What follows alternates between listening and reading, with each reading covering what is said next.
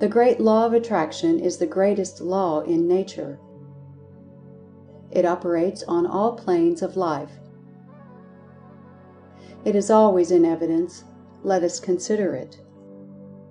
Let us begin by considering the most magnificent and constant exhibition of that law, gravitation. Gravitation is the riddle of the universe, and the one form of energy that balks science, so much a mystery that science does not even hazard a guess at its nature. No theory of the origin and nature of gravitation is to be found in the books. Let us see what gravitation is. It is more than the power that pulls things to the earth, as the average man would define it. It does more than cause water to run downhill and turn mill wheels to drive machinery. Water power results from gravitation, but even the energy of Niagara Falls is insignificant when compared to the other manifestations of the mother of energy, gravitation. Webster defines gravitation as that attraction or force by which all bodies or particles in the universe tend toward each other. Following that definition, let us add that every particle of substance has an attraction for every other particle. In view of our belief that this attraction is a form of mental effort, let us regard the term attraction as being a form of what we call desire or even love in the mental world. If you will think of it in this way, you will be better able to fall in with our lines of thought. And in addition to every particle of substance having an attraction, love, or desire for every other particle, it has the means and power to draw that other particle toward itself and to move toward that other particle at the same time. Webster gives a very clear idea of this when he defines attraction as an invisible power in a body by which it draws anything to itself, the power in nature acting mutually between bodies, or ultimate particles tending to draw them together or to produce their cohesion or combination, and conversely resisting separation.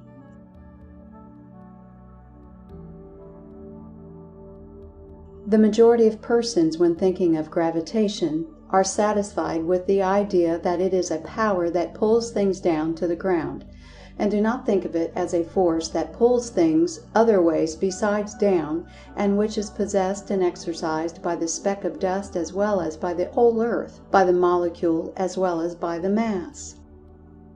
The reason of this is that this power is so slight in small bodies of substance that it is unnoticed, and that only when the mass is sufficiently large to make the pull strong does one perceive and appreciate that the force exists.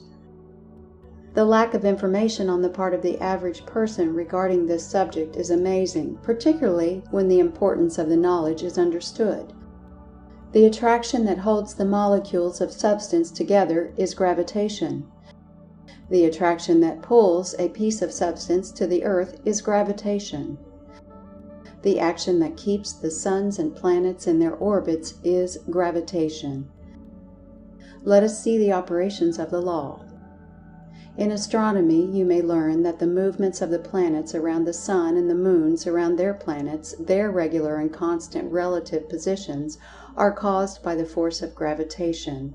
If it were not for this attraction by the sun, the planets would fly out into space like a stone from a sling. The attraction of gravitation acts on the planets just as does the string of the whirling sling that keeps the stone from flying away during the whirling until the string is released. Some astronomers think that our sun revolves around some greater sun, and this again around a greater, and so on to infinity. If this be so, then the attraction of gravitation is that which holds them all in their orbits and places in spite of their motion. And in physics you may learn that this same attraction of gravitation prevents the people and objects on the surface of the earth from flying off into space, and that it holds the portions of the earth together, preventing them from flying apart. And remember this, for it is important. the attraction of the earth, great and powerful as it is nothing more than the combined attractive power of its constituent molecules or atoms or parts. The center of the earth is the center of the attraction because it is the center of the aggregation of its particles. It must not be supposed that the earth simply attracts downward, that is, toward its center. On the contrary, large masses of earth, large mountains for instance, exert a certain degree of attraction of gravitation, and experiments have shown that a plum is slightly deflected by reason of the proximity of a large mountain. And the reason that bodies lose weight as they descend from the surface of the earth is because they leave above them a certain large portion of the molecules composing the earth, which mass of molecules exert an attraction proportionate to their mass, which attraction balances the attraction of the mass of earth beneath them.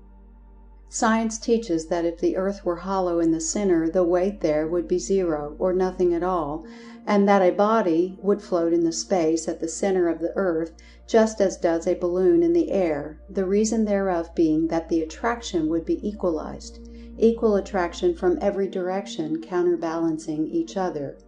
Considering the earth's radius to be 4,000 miles, a body that weighed 100 pounds on the surface would weigh but 75 pounds at the depth of 1,000 miles, but 50 pounds at a depth of 2,000 miles, but 25 pounds at a depth of 3,000 miles, and nothing or zero at a depth of 4,000 miles, which would be the center of the earth. This, of course, supposes that the substance of which the earth is composed is of uniform density from surface to center. From an equal distance above the surface of the earth, bodies released or dropped will reach the surface at exactly the same degree of speed and in exactly the same time, this irrespective of weight or size. In other words, a cork or piece of lead, no matter what their sizes may be, will travel with equal rapidity. In case where the lighter substance travels more slowly, compare a feather and bullet for instance, the difference is caused by the light object meeting with more resistance from the air. The apparent exception has been explained away by the experiment of dropping the bullet and the feather in a vacuum tube, in which there is no resistance from air, the consequence being that both descended precisely at the same instant. Another similar experiment is to place the feather upon a piece of iron whereby the resistance of the air is prevented, and the feather will maintain its position during the drop and will reach the ground resting on top of the iron, just as it started. And remember this, please, that the small object attracted by the earth exerts an attraction on its own account. If the two were of the same size, they would exert an equal attracting power. But as one is similar, its attracting power is very slight compared with that of the large mass. But it is true that the particle of dust attracts the earth precisely as the earth attracts the particle of dust, the difference being solely a matter of degree depending upon the mass of the body. The amount or degree of the combined attracting power is determined by the combined total of the two masses. Distance lessens the degree of attraction. Thus, as bodies are lifted above the earth, the weight decreases very gradually and by very slight degrees, but constantly and invariably. The poles of the earth are flattened, and consequently the weight of an object slightly increases as it is carried from equator to pole. Concluding our consideration of gravitation, it will be well to call your attention to the fact that gravitation differs from the forms of radiant energy known as heat, light, electricity, and magnetism in several very important particulars, which seems to go far in the direction of proof that the latter are by incidents or consequences of the former. In the first place, gravitation, so far as is known, is not dependent upon, caused by, or maintained by any other force or form of energy, nor does it seem to be derived from some great reservoir, from which it obtains its supply of energy.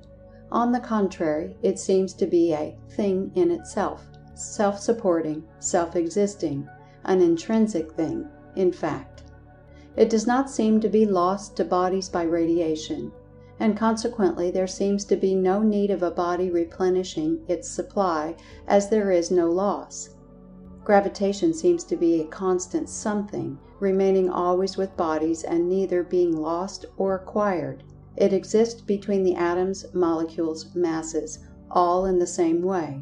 In fact, one is tempted to think of the planets and worlds in space as molecules of some greater mass held together by gravitation, just as are the molecules held together. Remember that the molecules and atoms are not in absolute contact, but there is always a space between them, although the space or distance may be insensible to us. As above, so below, says the old occult aphorism, and it seems to be so. Then again, gravitation is believed to act instantaneously, and does not require time to pass between bodies, as does light, heat, electricity, magnetism, radiant energy. Light travels through the ether as light waves at the rate of 184,000 miles a second. The same is true of heat and of electricity, but gravitation travels instantaneously. For instance, if a new star were to spring into existence at some inconceivable distance from the earth, it would require thousands of years for its light to reach us. But its attraction of gravitation would be felt instantly. Do you realize what this means? It means that gravitation is in some way connected with the ether or conveying medium, that an impulse communicated at some point of space, trillions of miles away, is felt at once at our point in space, and vice versa. There is some awful mystery here, and the laws of substance and force, as generally understood, do not account for it. And the theories regarding the ether do not throw light upon it. But wait a bit. But more than this, science holds that gravitation does not require a medium, that it seems to be its own medium, needing no ether or other medium to transmit its influence. In this respect also, gravitation differs from the form of radiant energy, and more, it is not cut off or interfered with by any intervening body, for its force operates through such intervening bodies. For instance, in an eclipse of the sun, the moon passes between the earth and the sun, but the gravitation is not affected in the slightest, for the bodies would evidence such changes immediately were it to occur. So gravitation acts instantaneously, is its own medium, and may not be interfered with by an intervening body. It, indeed, is in a different class from light, heat, and electricity. And now let us consider the other forms of attraction. In the previous chapters we saw that the form of attraction called cohesion caused the molecules to tend to each other and to remain in more or less close contact, the differing degrees of cohesion determining the density, etc., of the body. Were the attractive force of cohesion suddenly removed, the most solid bodies as well as the lightest ones would instantly fly into very fine powder, thus being resolved into their constituent molecules. The separation of the molecules, that is, the setting further apart, occasioned by heat, is spoken of by physicists as repulsion. But the writer holds that repulsion is an entirely different thing, and that the heat merely causes the molecules to lose a portion of their attractive power for each other.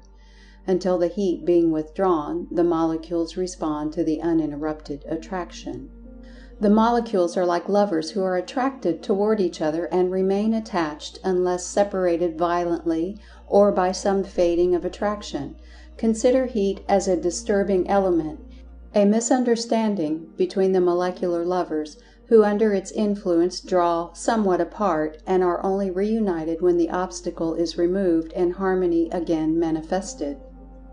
As we have shown you in a previous chapter, the so-called properties of matter, i.e., hardness, tenacity, malleability, ductility, etc., are simply evidence of a persistent cohesiveness of the molecules, a strong love or desire for each other that caused them to adopt every possible means in their power to resist and prevent the separation of the molecules forming the mass. It was like a desperate attempt to prevent the breaking up of the family. Each so-called special physical property of matter is seen to be but the action of the molecule resisting separation, in obedience to that law of its being called attraction, or gravitation, or cohesion, or adhesion, but which might as fitly be called desire or love. And remember that this law does not seem to be merely one of self-preservation of the molecule, for it remains intact even after the separation from its companions or family. Each so-called special physical property of matter is seen to be but the action of the molecule resisting separation in obedience to that law of its being called attraction or gravitation or cohesion or adhesion, but which might as fitly be called desire or love. And remember that this law does not seem to be merely one of self-preservation of the molecule, for it remains intact even after the separation from its companions or family. It is more, for it is a law that causes it to bend all its energies in remaining within molecular distance or close companionship with its family and resisting disintegration. It is like the social instinct in man, if one may be pardoned from using the figure. Now for the attraction of the atoms, chemical affinity, or chemism, as it is called. An atom, you know, is the chemical unit of matter, and the smallest particle of matter that can enter into combination, leaving the corpuscle out of the consideration for the moment. These atoms exhibit and manifest an attraction for each other that causes them to form combinations or marriages, and thus to combine, forming a molecule. But remember always that when atoms combine, they do not merge their identities, they simply marry and nothing more. Each atom maintains its own identity and is found intact if the marriage is destroyed by chemical process, which might be called the termination of the molecular marriage by divorce, that is, by one atom forsaking its mate and seeking a new affinity in the shape of some more attractive or attracting atom. For alas, the atoms are more or less fickle and often leave their life partners for some other fascinating particle. At times there is manifested a condition of, "How happy could I be with either, were to other fair charmer away?" There is a conflict of attractions.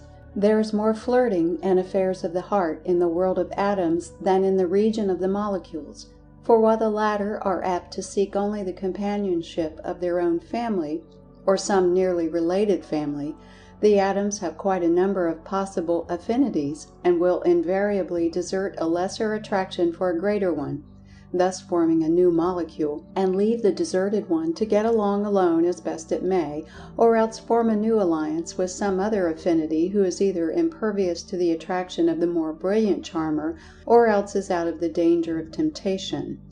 But if we analyze and carefully consider this chemical affinity, chemism, we will see that it comes well under the definition of attraction as given by Webster and quoted in the first part of this chapter. It certainly comes under the rule of the power in nature acting mutually between bodies or ultimate particles tending to draw them together, etc. The writer thinks that he is justified in asking you to consider gravitation, cohesion, adhesion, and chemical affinity as related forms of the same thing. If you do not like to call this same thing by the name of gravitation, suppose we call it the law of attraction, of which gravitation, cohesion, adhesion, chemical affinity, or chemism are but different aspects. This relation is described in Chapter 13. And the writer believes that this law of attraction is the underlying cause of all that we call energy, force, power, motion, etc. in the physical world. For if gravitation accounts for all mass motion, or mechanical motion, if molecular cohesion and the vibrations accompanying it manifest in forms of molecular motion, and if atomic chemical affinity or chemism manifests in atomic motion, and if even the corpuscles in their movements obey this same law of attraction in some form, and if all force and energy is but a mode of motion, then, if all this be true, are we not justified in claiming that this law of attraction is the basis of all energy, force, and motion? And are we not justified in thinking of this law of attraction as always manifesting in the direction of drawing together particles of substance, be those particles suns, planets, masses, molecules, atoms, or corpuscles, in pursuance of some basic law imposed upon all things by that which is above things? The following quotation is interesting in our consideration of this subject. There are other forces besides gravity, and one of the most active of these is chemical affinity. Thus, for instance, an atom of oxygen has a very strong attraction for one of carbon, and we may compare these two atoms to the earth and a stone lodged upon the top of a house.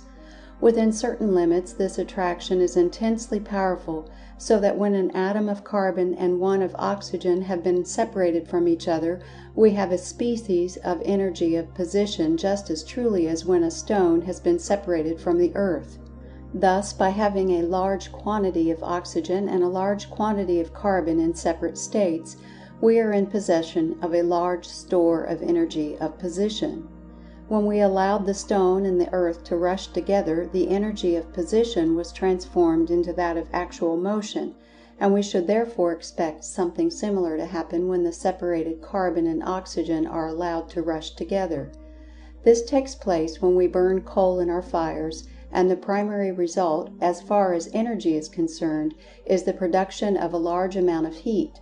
We are, therefore, led to conjecture that heat may denote a motion of particles on the small scale, just as the rushing together of the stone and the earth denotes a motion on the large. It thus appears that we may have invisible molecular energy as well as visible mechanical energy. Balfour Stewart. To the writer it seems that the particle of substance finds within its mind principle, for you know we have seen that all substance had something akin to life and mind, a constant craving, embedded in its very nature, which causes it to seek satisfaction. This craving for satisfaction results in unrest, and seeks a solution along two lines. These two lines are indicated by two entirely different desires that it finds within itself, the first being a desire or inclination to seek the companionship of some other particle, the second being a desire or inclination to be free of attachment or entanglement. The desire for attachment arises from the force of the law of attraction that exists between each particle of substance. The desire for non-attachment arises from some inward inclination for freedom. These two desires or inclinations may be called the desire for impression and the desire for expression. The desire for impression, or pressing in, manifests along lines of action tending toward attachment, moreness, companionship, combination. The desire for expression, or pressing out, manifests along the lines of action tending toward individuality, freedom, independence, unattachment, etc. And both are strong cravings, and both tend to produce unrest, which results in motion. The pull of the desire of impression exists always, and is always modified and counteracted by the push of the desire for expression. And resulting from the play of these two desires or forces result activity, motion, and change. Like the two conflicting angels in the Persian mythology, Ahriman and Ormuzd, these two desires wrestle with each other in the theater of the universe, constant motion and change being the results. And, if the writer may be pardoned for dropping into mysticism for the moment, may it not be that these conflicting desires for separateness and unity, respectively, are but different forms of the desire for satisfaction through oneness? Impression seeks oneness by combination with other separated particles, but finds it not. Expression seeks oneness by drawing apart and endeavoring to realize it in that way, but finds it not. But both are but different aspects of the same desire for satisfaction, and only when the mind recognizes oneness in diversity does satisfaction come, and thus the lesson of the particle becomes the lesson of the man. These conflicting desires of inclinations of the particles, the one urging it along the lines of attraction, the other along the lines of separation, produce the dance of the atoms, the motion of the particles. When the particle manifests along the lines of expression, it pushes itself away from the other particle and, consequently, also pushes the other particle away. When it manifests along the lines of impression, it pulls itself toward the other particle and at the same time pulls the other particle toward itself. In both cases, the medium of the pulling extends over the space separating them, as will be described in future chapters. This pulling and pushing is called by chemistry attraction and repulsion of the particles. It is perhaps unnecessary to state that the force of the attraction of cohesion or of chemical affinity is much stronger than that of gravitation in the case of the same particles. Otherwise, if one picked up a piece of iron, the attraction of gravitation would cause its particles to separate and fall to the ground, whereas the attraction of cohesion and that of chemical affinity enable the particles to counteract the pull of gravitation and thus remain intact. Compared with cohesion or chemical affinity, the pull of gravitation is incomparably weak.